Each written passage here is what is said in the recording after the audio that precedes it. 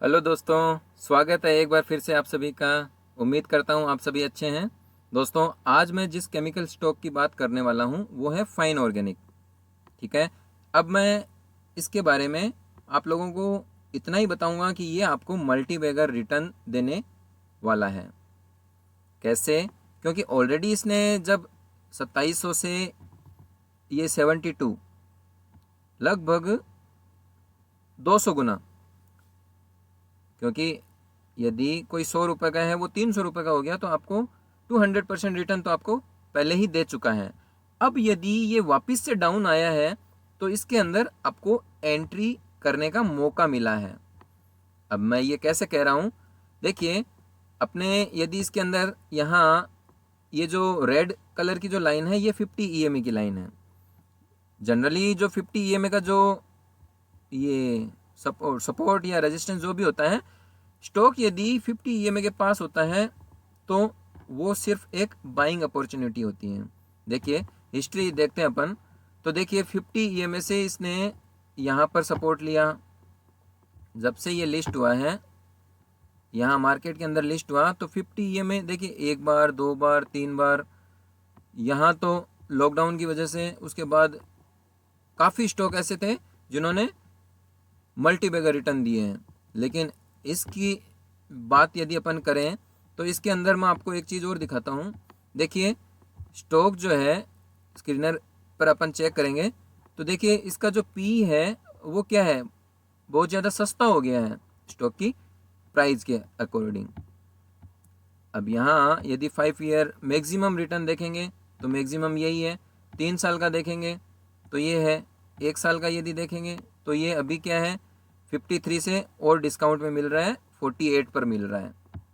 और यदि आप क्वार्टरली परफॉर्मेंस देखेंगे तो केमिकल स्टॉक अभी वैसे ही सारे स्टॉक डाउन में है, लेकिन यहाँ देखिए इसका जो रिटर्न है ईयरली देखते हैं तो देखिए 136, 130, 165, 120 ये लॉकडाउन की वजह से डाउन आया, और 260 और 618 618 का जो नेट प्रॉफिट है 618 के करीब पहुंच गया।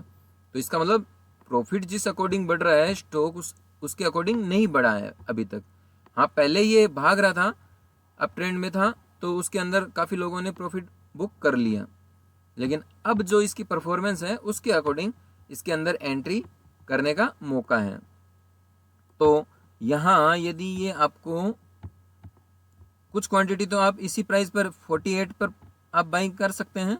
और जैसे ही ये इस लेवल को ब्रेक करेगा, क्योंकि अभी आप डेली चार्ट में देखेंगे तो देखिए डेली चार्ट में इसके अंदर बोलिंजर बैंड जो है वो काफ़ी स्क्वीज हो गया है, बहुत छोटा होता जा रहा है।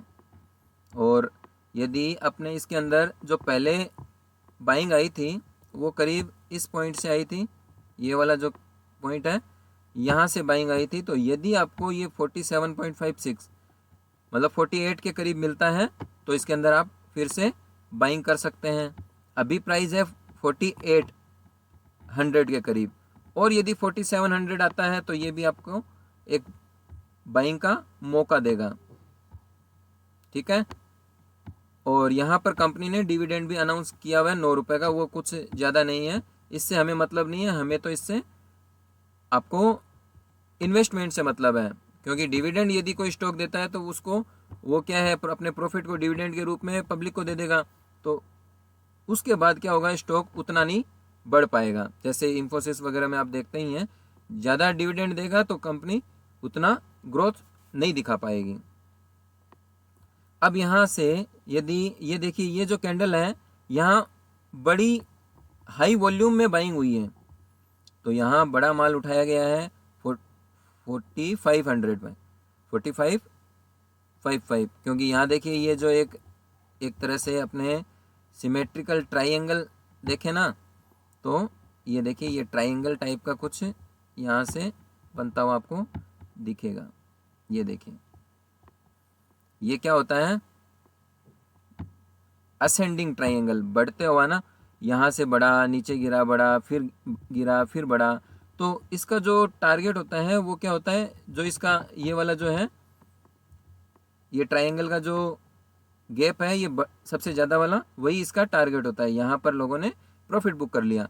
अब क्या हो रहा है, अब हो सकता है इसके अंदर ये डाउन ट्रेंड चल रहा है, ये कुछ इस तरह से डिसेंडिंग ट्रायंगल बन रहा है, लेकिन ये क्या है, इस कंडीशन में आपको यदि यहाँ मिलता है तो यहाँ आपको कंफर्म बाइंग करनी है। ये हालांकि बियरिश ट्रायंगल है, लेकिन मुझे नहीं लगता, क्योंकि बियरिश कब होगा, जब कोई भी ये जो प्राइस है 2 बार टच करता है। ऊपर तो 2 बार टच कर लिया, लेकिन जैसे इसने ब्रेक किया, यहाँ टच किया, अब एक बार हो सकता है फिर से ये टच करने के लिए आए, टच करने के बाद वापस इसको ऊपर की तरफ ब्रेकआउट करके इस तरह से इसके अंदर प्राइस एक्शन जो है वो मैं बता देता हूँ किस तरह से बन सकता है। अभी देखिए स्टॉक इस तरह से आया, नीचे टच किया, ऊपर गया, फिर टच किया, तो अब हो सकता है ये ऊपर जाए और इसका सपोर्ट लेकर फिर ऊपर निकल जाए। एक तो ये है।